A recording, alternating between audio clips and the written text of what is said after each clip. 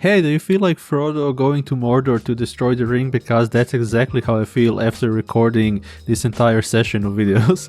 So congratulations, that was a long one. Hope you learned and feel empowered to build something. You created a full stack app without knowing backend, databases or having to use SQL.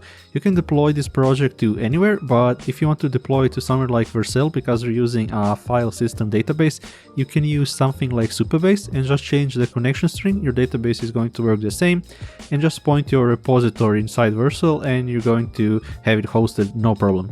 So there's a lot more to learn about SvelteKit, so hit the documentation or watch some videos. And remember, you have to practice, so pick a project you're interested in and get comfy reading the documentation and asking questions in the Svelte Discord. Before I leave, I want to talk about the future of SvelteKit. So if we go to the SvelteKit GitHub, we can see it's 80% complete near the release, which is going to be very soon, so there shouldn't be any breaking API changes at the moment, but I want to show you something interesting. So if I scroll down here, remember how we did progressive enhancement and we had to do the Svelte action ourselves? But if we scroll down here, let me see, where is it? Let me just find it, Control F. I'm pretty sure here it is. Yeah, there it is. So we can see this was opened recently. And here is a suggestion by Rich Harris already for implementing the uppercase form component for progressive enhancement. So in the future, if you're watching this video, this might already be part of SvelteKit, but we don't know yet, right? So here's the proposal. And I also want to show you what I'm excited about.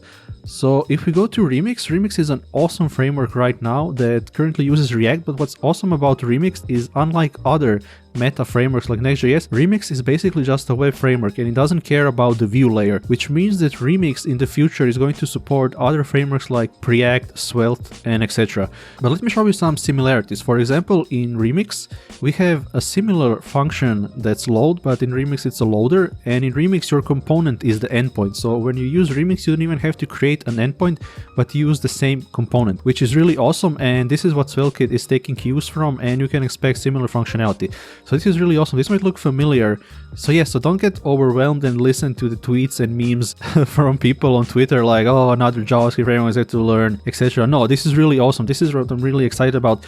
It's not really being excited about new shiny things because that passes, right? But something like Remix and SvelteKit is really something that changes the way how we're going to build web applications and sites. So this is what's more exciting to me, and not being brand new and shiny, because that passes, right? But this is what's really awesome and what's really changing in the front-end development scene. So we can see this is really similar to what we had, and they're using a loader here, which is awesome. And if you didn't know, you can get Remix in SvelteKit because some absolute mad lad or mad lass made a Vite plugin called Swimix.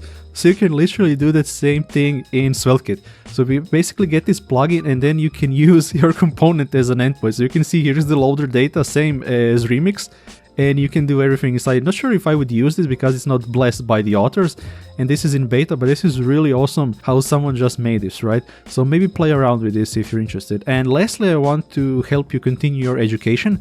So I highly suggest you watch Lihao Tan on YouTube because he makes some really great in-depth videos on Svelte and SvelteKit. So Lee's a contributor to Svelte and he really knows what he's talking about, so you can learn about whatever you want in depth from him. But yeah, thank you for watching and see you in the next one.